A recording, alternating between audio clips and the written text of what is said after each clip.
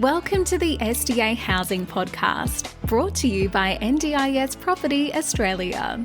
Before starting this episode, we need to provide a general disclaimer. Information contained in this podcast is general in nature only. It does not take into account the objectives, financial situation, or needs of any particular person. You need to consider your financial situation and needs before making any decisions based on the information in this podcast. And you should consider seeking independent and professional advice for your personal circumstances. All right, let's begin. Hello, everybody. My name is Min, and I'm your co-host with Heather. And you are listening to the SDA Housing Podcast, a show that explains, highlights, guides, and brings awareness about all things SDA in this ever-changing NDIS world. Heather, how are you? I'm well, thank you, Min. Today we have the company of Min, who's already introduced himself, Debbie, Matt, Danica, and myself. And we're here to talk about something we perceive to be a huge opportunity for the NDIS market, which was an announcement on the 16th of June that the NDIA, the National Disability Insurance Agency, released the 2022-2023 annual pricing review. No, it's 22-23 pricing review, which is the period that the review was undertaken, but it's the 5-year review of the SDA pricing. So our purpose today is to break down what we perceive as opportunities, implications. Are there any negative things to move forward from here? And hoping that you'll find this discussion interesting. So I'll throw it over initially to Debbie to give us her initial gut reactions to what she thought when she read the report. And by the way, I just want to jump in here. We're going to do about 3 or 4 podcasts this week on this very topic. So this is simply a first impressions review of the announcement on Friday. First impressions, wow. Overall, the first thing that we saw was that the average SDA funding price increases across the board is 18.5%. As an average. As an average, yeah. So this is huge. However, it has, in some ways, complicated the SDA funding quite hugely. The NDIA price review panel obviously have taken about 6-7 months to go through submissions from different organisations and companies and individuals, looking at many, many different aspects, how the original prices were put together and where that basically had steered the industry wrong in terms of what was being built because of the pricing that was offered for certain types of builds.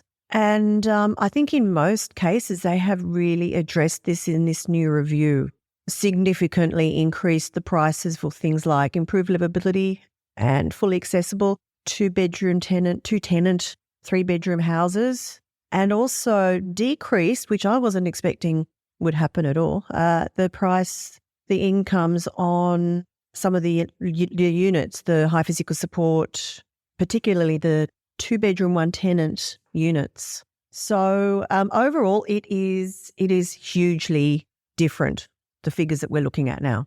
Debbie, did you have any indication before the report was released about what you thought the average price increase might be?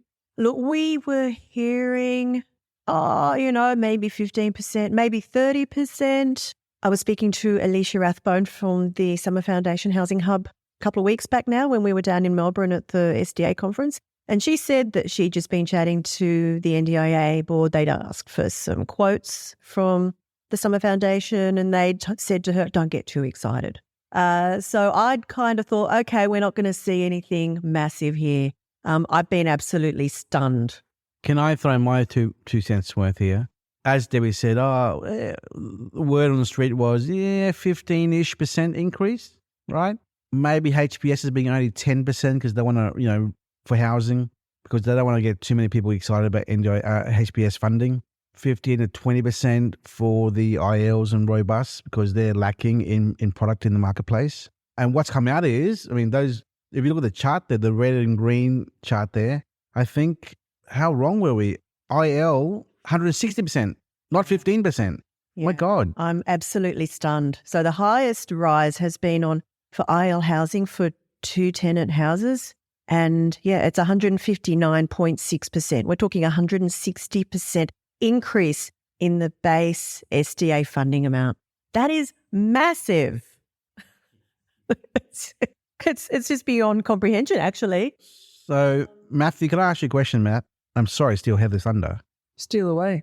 In the past, investors have been calling our office and talking to you, and you being an investor relations manager, handling their inquiries. I know the answer to this question, but the question is, Matt, what has been the trend in discussions you've had with investors, newbie investors, about what they should aim for, what they should invest, what do they want, and so forth? What has been the discussions between you and investors thus far the last 2 years? I mean, in terms of types, like it was 100% HBS before. I think I had actually an inquiry the other week, one guy who just wanted to build IL, but that's so rare.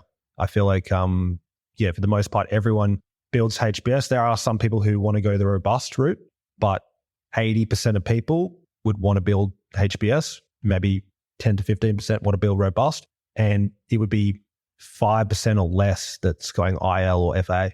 So this is going to be such a game changer, both in terms of the perception of people in terms of what builds, what designs they're going to go for, and also in terms of just how it's perceived in the market, I suppose. Yeah, but you want to go back to the background here? Sure. Thank you, Min. So there are 3 points that I see that have come out of this review that are positive. Well, first of all, back in 2016, the NDIA promised that the SDA pricing framework would provide better than market returns to investors. And to this point, that hasn't been achievable. Also, this is a huge positive step to significantly increase SDA prices because we're in a time of unprecedented increase in input costs. Currently, it's not viable to deliver SDA in some styles and design categories in many locations across Australia. So these are just 3 points that we would like to reflect amongst ourselves this morning, look at any negative impacts, look at any positive impacts, and of course, where there's change, there's always opportunity. So this is a 5-year review. Does that mean that we're going to have a review every 5 years, Debbie? I believe yes. Yeah. And this does fix a lot of the problems, isn't it? I feel like the biggest one that it fixes is, you look at the number of participants and IL far outweighs every other category, but previously it just wasn't, in terms of the way the pricing structure was set up, it just wasn't catered towards that, which didn't really make sense, both from an investor standpoint and towards the ultimate goals of the NDIS. So this goes in that direction. Yeah. Agreed. Debbie, when you first saw this report on Friday night, in your mind, what were the flaws of the existing framework from 5 years ago? Let's talk about that. I guess the most obvious flaw was the pricing for tenants living in apartments with high physical support funding. So people were building high physical support units based on the fact that they could potentially get about $130,000 per participant, which was a huge yield. The problem is the number of participants with high physical support funding funded to live in a 2-bedroom, 1-tenant unit, very, very small. So people were building these and they were not going to get the tenants with the highest level of funding. So therefore their yields would be lower, but they were still building them. And not just that, also the 1-bedroom is also a high level of funding, the 1-bedroom, 1-tenant unit funding. So there's been a lot of units being developed that are sitting empty or with lower funded participants in them. And what wasn't being built, as Matt has said, was improved livability homes because there was just no money in it. In amongst all this positivity, Debbie, do you think anyone has missed out? Robust. I don't see, there are some changes and there's certainly some price increases. I'm looking at the 2-tenant houses for Robust has gone up 86%. Across the board for Robust, it's probably down around the 20% mark, just scanning these figures. But I think a lot of people were talking about hoping that there would be a new price level for single-tenant houses for Robust participants, knowing that 80% of Robust SDA-funded participants can't share with another person. We're not seeing that. The only funding for a single tenant for the Robust level is in villas, 1-bedroom or 1-resident villas. That's gone up about 15 to 22%. But to me, that still doesn't really encourage people to build robust. That's maybe going to be a break even. Yeah, 100% agree. Yeah, because I mean, we were talking about this for months before this, hoping that we'd kind of see more of a positive outcome in terms of, because everyone builds robust. Well, when they do rebuild robust, it's because they know that they'll find participants, and then they know that there's a demand there. But a lot of people, they don't know about that situation where it's 80% need to live on their own. And I don't feel as if this is necessarily being addressed here as much as it could be. Yeah. What's going to happen, I think, is all those existing robust houses that have been built around Australia, the landlord's going to say, well, I might get 80 grand rent. Okay, this is a round number. I'm not quoting actual numbers here, just examples. I might get 80 grand for one tenant for robust in my 4-bedroom house. Or I could seek 2 IL tenants at 160 grand rent. Or I'll get 3 IL tenants in the robust house for 180 grand rent. So no thank you to robust participants and give me the IL participants. That is going to be the mindset of people going forwards. And I feel like the flow-on effect of that is going to be that there's going to be even more demand for robust houses for people because everyone will be shifting to an IL or catering to IL, which I don't know what the long-term effects of that is going to be. Okay, and I'll put my devil's advocate hat on. That is, these builders are going to they do charge a lot for the robust houses, right? And if I'm an investor, I'm thinking, well, why should I spend X amount of dollars on a robust house for IL participants? Where I can build a normal house with the very small upgrades for compliance for IL and have 100 grand cheaper to get the 3 tenants for IL. Because investors want, you know the old saying, Heather, as a consumer, you want to pay the least amount of money possible for the maximum quality product possible for the greatest outcome. That's just human behavior. So when you're buying a property here and property investment, you want to spend as least as possible with the biggest return, with the least risk. And that means building an IL house to get the maximum return and removing the risk of damage, which is the robust housing. So I'm just, I'm throwing it out there. We'll see a trend here moving forwards, which is what the government wanted. At the end of the day here, it's what the government wanted. The theme here is, if you can read the whole document, and this is, if everyone Googles the SDA Price Review 2022-23, it is about fire sprinklers, improved livability, and 2 tenant houses. That's what the theme is all about, Heather. Thank you, Min, for that excellent analysis. So we've heard from Debbie and we've heard from Matt and Min. The one person we haven't heard from is our resident architectural design expert, Danica. And no pressure, Danica, just to throw you under the bus now. Any just gut reactions this morning, having had a chance to review? Oh, honestly, I've only been able to look at it this morning, but the numbers are fantastic in terms of the improved livability. But yeah, everything you've said makes absolute sense. I do like the idea that a lot of people they've built the high physical support houses so far, but it means that they're going to be able to fit those improved livability tenants into there along with the high physical support tenants. And so it'll maximize their income that way as well, which is amazing for investors in that sense. So, yeah. That's a great point. There's so much to unpack here. So I'll hand it back to everyone to have another look at anything that really that jumps out at you as an opportunity. I want to ask Danica, is there much stuff in the document about NCC? Yeah, no, there's a little bit actually. So in a recent podcast, we actually talked about the National Construction Code building classifications and how SDA housing fits into those categories. So, well, just as a refresher, the NCC is Australia's primary set of technical design and construction provisions, and it sets the minimum requirements for safety, health, amenity, accessibility, and sustainability for any given building, dependent on the classifications. And so we pretty much laid out that the SDA housing can fit classes 1A and B, 2 and 3, despite class 3 being the only one to mention disability support in any way. But now, so with this review, the NDIA and the Department of Social Services, they've put forward a motion to work with the Australian Building Codes Board and other government boards and industry stakeholders to define more clearly, define this more clearly, which is great because, well, there'll no longer be any confusion around it. So specifically, they've asked that they provide greater clarity to the sector as to whether the National Construction Code prevents SDA dwellings from being classified as Class 1 buildings, and that they develop a long-term approach to the classification of SDA dwellings in the NCC that protects the human rights of people with disability to housing choice, appropriately protects SDA resident participants against fire risks, and provides for a more ordinary home-like environment than that required under Class 3 in the NCC. Thank you, Danica. And also, we're very fortunate to have so many subject matter experts here in this company. So thank you very much for that detailed input. Not a problem.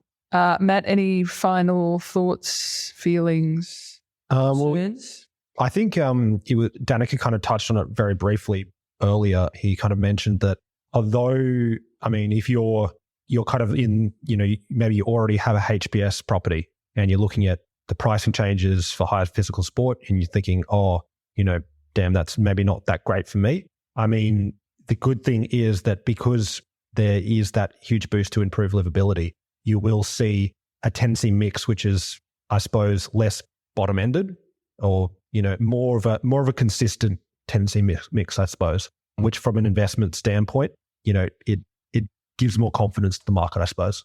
Yeah. Another excellent point. Debbie, anything you would like to, implications moving forward? I guess implications moving forward are complications over the pricing structure that has now been put forward. Debbie, can you please explain that?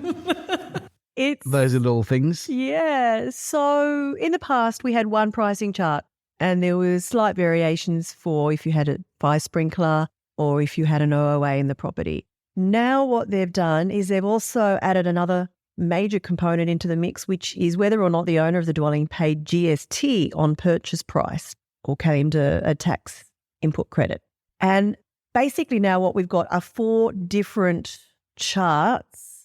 They've also increased the allowance for sprinklers significantly. The word sprinkler is the first word. Yeah. So it's very clear. How important it is. Yes. Yeah. So now we have 4 charts where we've got no sprinklers and GST paid and GST inputs claimed. With sprinklers, GST paid, GST claimed. No sprinklers, GST not paid and GST input tax credits not claimed. And with sprinklers, GST not paid or GST tax input credits claimed. We've still got the situation where OOA also does have an effect on the price, as well as, of course, the location factors. And we haven't even touched on the location factors in this report. Those have in some instances changed quite significantly. I haven't kind of done a full comparison as yet. We'll cover that in our next episode. Yeah, that's definitely another episode. So, when I looked at this, I just went, whoa, this is a far more complex base model now.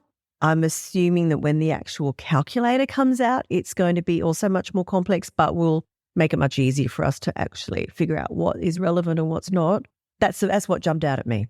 Can I be rude and say 4 words to all the naysayers out there? I told you so. Look at our last year and a half of podcasts, and there's a theme in our podcast. Would that be fire sprinklers, man? Yes. I keep on harping on like fire sprinklers. 1, fire sprinklers. We keep on talking about 2-tenant housing, haven't we? I've been saying to clients all the time, you can go with a 4-bedroom, but expect 2 participants. Don't expect 3. And lastly, we've been saying, we've been beating the IL drum for a year and a half. We saw it a year and a half ago, but no, I want to say it again. And I'm being a smart ass here. All those naysayers who said, no, I'm going for HPS. I'm going for 4-bedroom. I'm going for, well, guess who the winners are now, everybody? Those who went to IL first. They're the winners. And do you know why, Matt? Because they bought those ILs at $650,000 2 years ago. Guaranteed there'll be $650,000 to $680,000 purchase price for 4-bedder IL around Australia as an average. And now those builds are finishing up now, roughly now, from a year and a half ago to now. It's almost being built now, finished, enrolled now. So they'll be enrolled as of June, July 2023 onwards, and they're going to collect those $180,000, $170,000 rents for 2 ILs if they were fire sprinklers, right? on a 650 grand purchase price. That is an enormous yield. I mean, I don't know what's the yield there. 180, 170 divided by 650, because 200 divided by 800 25%. 200 divided by 800 is 20%, I think, 25%. So this is 170 on 650. That's got to be 22, 23, 24% return. So those who saw the writing on the wall 2 years ago or a year and a half ago, who are coming out to their builds now and they were slightly concerned, they would be laughing right now because they got the call right. And all you have to do, ladies and gentlemen who are listening, go back to our 140 episodes. Look at that title of our episodes. We're talking about being conservative, being wary about the oversupply of HPSs. Don't do, what's the old saying about the herd mentality, Heather? What's the old saying there? The herd over the cliff thing? Don't follow the herd? I only know about the Pied Piper Hamlin story. Yeah. Not sure about the herd over the cliff story. But yeah, that's right. Don't follow that Pied Piper over the cliff, because otherwise you'll be following but not leading.